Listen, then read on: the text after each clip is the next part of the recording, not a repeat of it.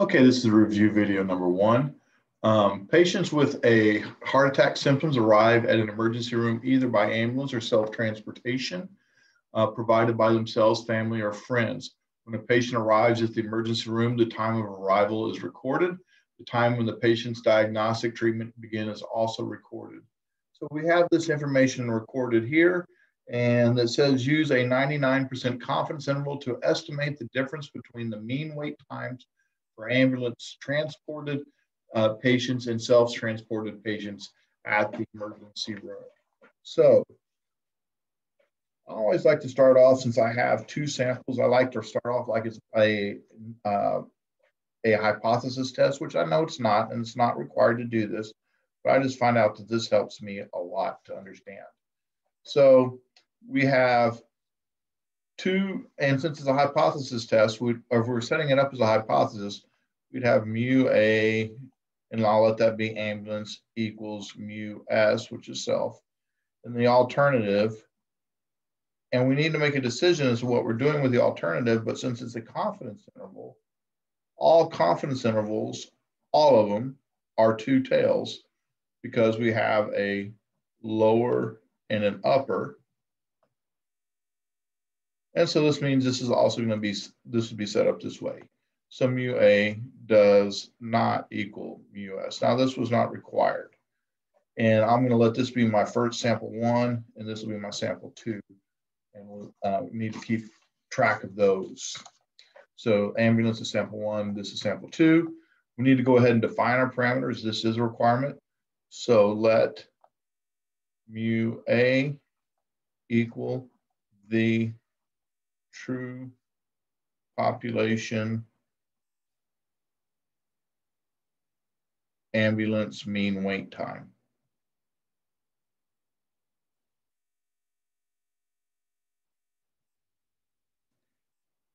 Now, we could say mean wait time for the ambulance patients or whatever. And then this is going to be let mu S equal the true population self wait time, self mean wait. I guess I should both of those should say time. Also, this is a keyword, make sure you have it in there. So the population mean, or population mean wait time, population mean wait time for self, but make sure you have those in there. All right, so conditions. We're not going to worry about them, but they have been met. So you don't need to worry about those. We do need to write our formula down, which in this case, kind of an ugly big formula. And it's going to be x bar 1 minus x bar 2 plus or minus t star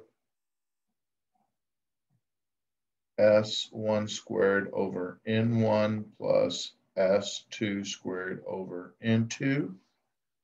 And remember, we're going to use the ones are going to be ambulance and the twos will be self. So we need to go ahead and make a list of all of our important information, because we're going to be putting it in the calculator here in just a moment. And we need to make sure that we have all of the important information. So x bar 1, S1, N1, x bar 2, S2, N2, and x bar 1 happens to be 6.04. X bar 2 is 8.3. S1 is 4.3. And this is 5.16. And then I end up, and I had a sample size equal to 77 and 73. Now there's a couple other things we're still missing. All right, so all I did was record that information down here, so it's easy for me to put down, and you need to make sure that you are able to do that. What I'm also missing is I need a T star, and I'm going to need my degrees of freedom. not necessarily in that order. Well, at this point, let's go ahead and plug in everything we know into our formula. So we're going to go, and by the way, this was the ambulance column and this is the self column. So we're going to go 6.04. Excuse me, not plus, minus 6.04 minus the 8.3.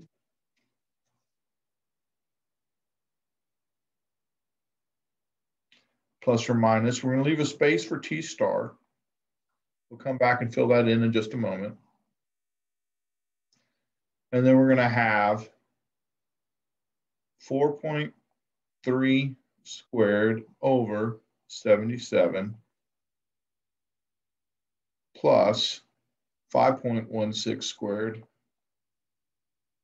over 73. All right, at this point, even though we're missing T star, we're going to go ahead and run this thing through the calculator. So we're going to go stat test. And we're going to scroll way down to number 0 where it says 2 sample T interval. Press that. And 6.0, 4.3. I have everything already entered. Confidence level 99. We don't pool ever. And I'm going to go ahead and write down some things because I've got some information that I needed. One, I need that degrees of freedom, so I need to write that down. 140.371. And I also know that I have my lower bound and my upper bound. So negative 4.1 or negative 4.291. I'm going to write that down as well. And negative 0.2291. So this is my lower, this is my upper.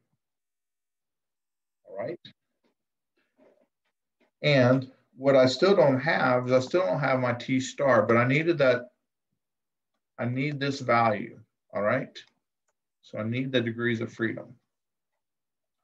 So how do I go about getting a T star? I'm going to go second vars, inverse T, parenthesis, 1 minus my confidence level, divided by 2, and my degrees of freedom were 140.3717. And I end up getting a T star value of 2.6113. So T star equals 2.6113, and I write that right there. So what are we going to say? Well, essentially, if I were drawing a picture of this,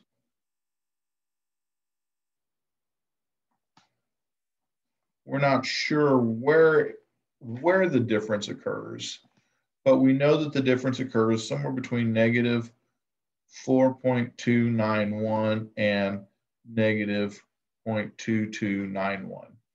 All right, so somewhere in there is where the true population mean difference lies.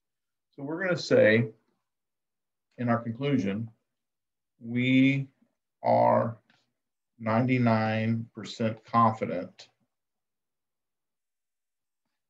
that the true population mean difference in wait times. And we went in the order of, and you always need to show what order you went, ambulance minus self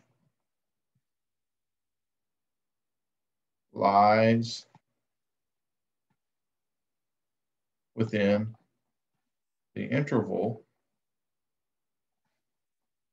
negative 4.291 to negative 0.2291. So there's our conclusion. All right, so we've now done our conclusion. And then we have part B. Well, part B said, So we just did part A, which was the long part. Part B said, based on this confidence interval, do you think the difference in mean wait times is statistically significant? And the answer is, and I'm going to go ahead and write this in blue. Both numbers are negative. Had both numbers been positive or both numbers were negative, it would be statistically significant because 0 does not contain within the interval. 0 is not contained in the interval.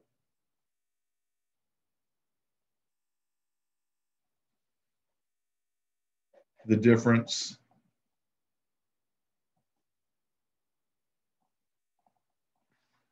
is statistically significant.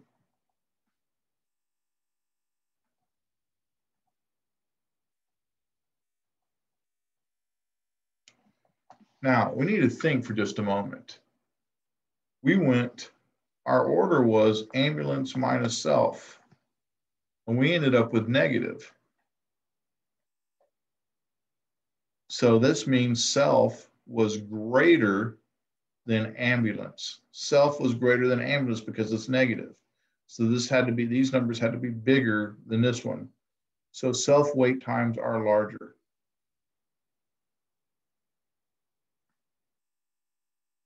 Times are longer. And it's important we say which one's longer. So self wait times are longer, all right? And we know this because it's negative.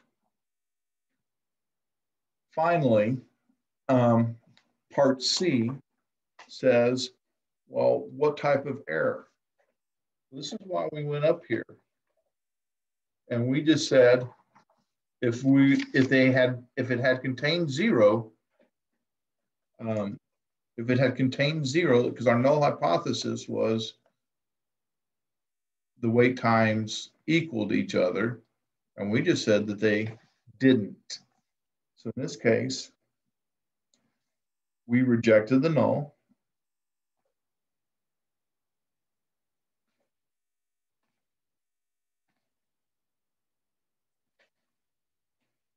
Because 0 wasn't in the interval.